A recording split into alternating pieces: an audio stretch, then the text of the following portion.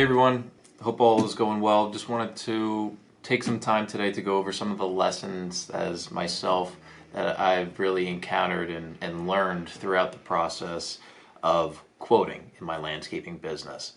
Been doing it for several years now, and there has been a lot of ups, a lot of downs, and a lot of lessons that have been learned throughout the past several years that one have brought me to where I am today, as well as made me stop doing certain things. You gotta, especially owning a business, especially quoting when dollars are involved, since dollars is the oxygen of a business. They keep it running, they keep it moving and get you to that next goal.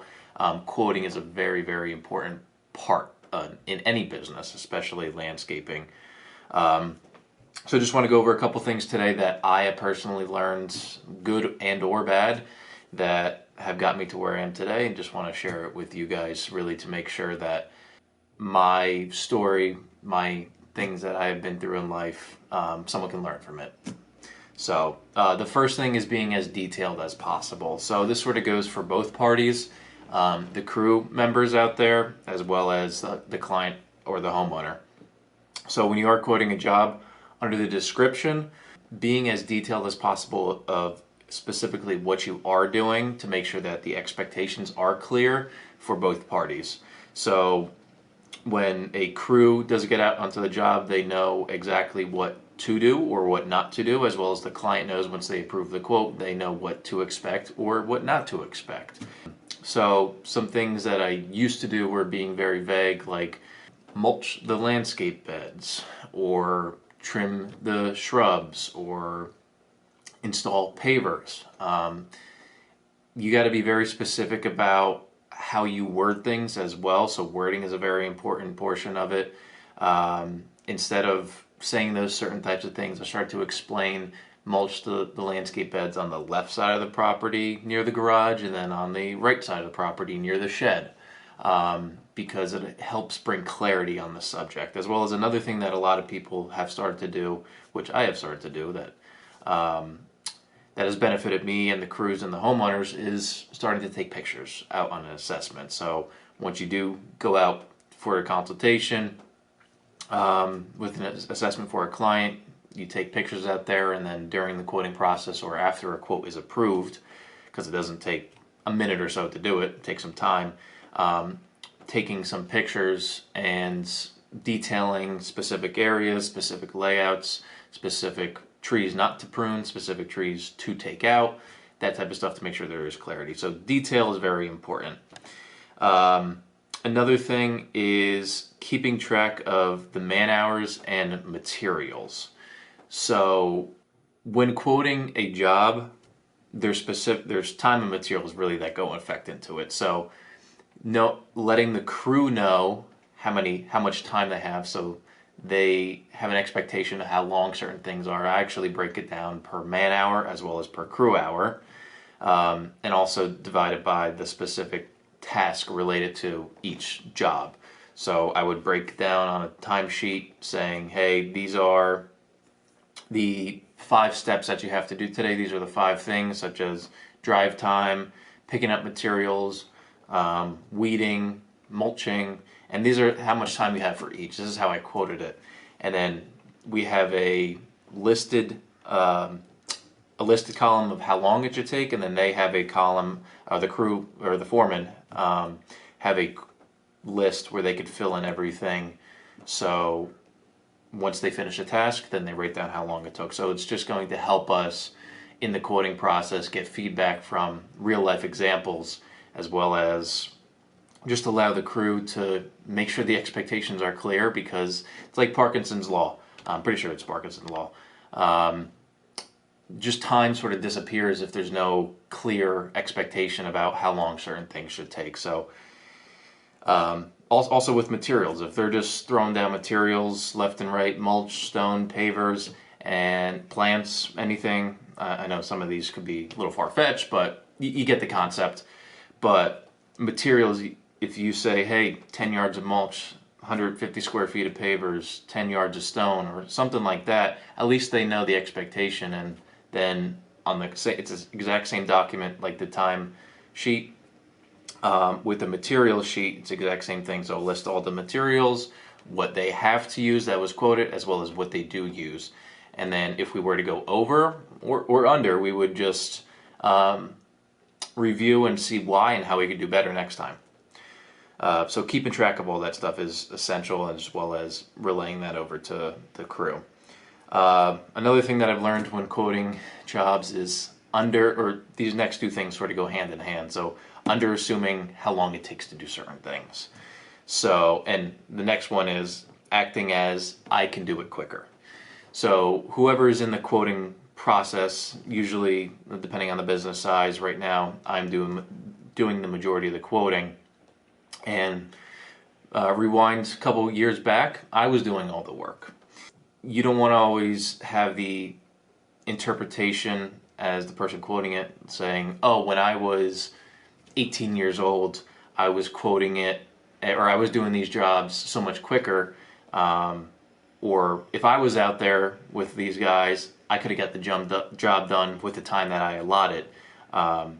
Because there's so many things, there's so many variables that come up throughout a day. There's clients talking to you, there's traffic, there's a holdup at the supply shop, getting materials, there's weeds that have grown, there are delays in installation, there's block that is not on time. There's so many things that go affect into it that you need to account for inefficiencies, and that's something that I recently started to account for that has helped us out with giving us, obviously making the crews work, but not be rushed, because then their quality is going to be lacking, and then they are going to be disappointed or upset because we are putting pressure on them. Obviously you want people to work with a pep in their step, but you don't want them to work rushed, and you don't want them to take their time. There's the fine difference between that. So accounting for the appropriate time and getting feedback from the crews how long certain things take,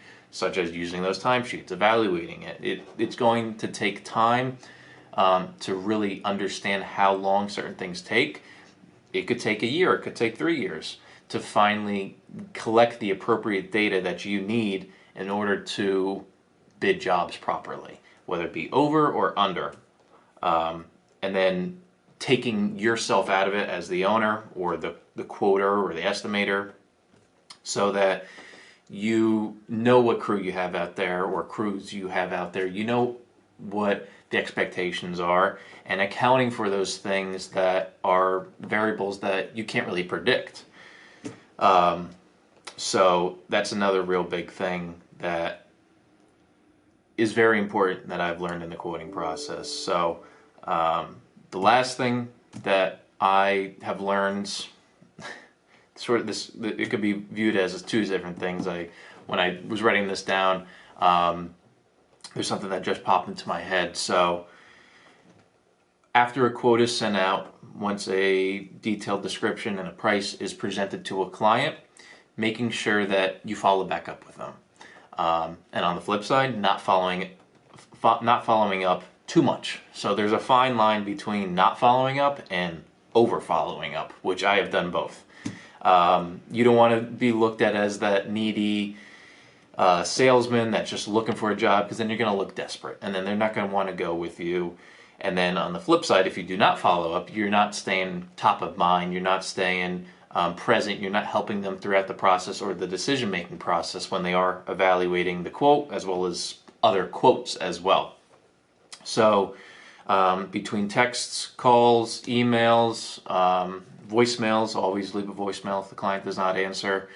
Those are the couple things that are very important, and for detail's sake, making sure that I'd say once a week to follow up, depending on, you also need to know your client. So if the client already responded and say, hey, I'll get back to you next week, then that means you don't reach out.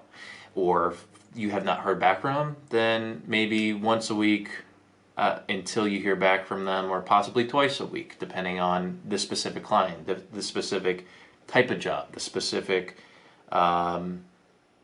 individual that you are dealing with. So it comes down to emotional intelligence about, once you are on site, how you're reading that person, how the person is feeling, how the person how their energy is. There's a lot of things that go into it, but I'd say for a good rule of thumb, approximately once to twice a week, and then seeing their reaction.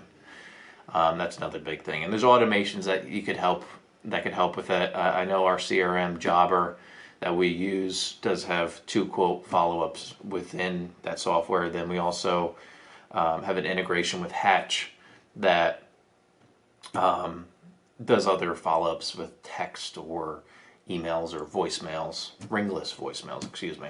And then also just keeping detailed notes about how the client is interacting with you. So these are just a couple things that I've really learned throughout the quoting process, and what has worked and what has not worked, and what we are currently working on. I mean, it's always going to be a work in progress, depending on what types of jobs you're doing, what types of clients you're dealing with, as well as material pricing and efficiency rates and drive time. There's so many things that go into it, but these things are probably the basics that I have learned over the past couple years, which has gotten me to this point, as well as what I continue to do and things that I've stopped doing. So let me know your feedback. Let me know if you have any questions on this, and as well as what you have learned throughout the quoting process, because we're always learning from one another. So I appreciate you taking the time to watch this. I look forward to sharing some more information about my journey throughout building and growing a business. So thank you very much. Appreciate it.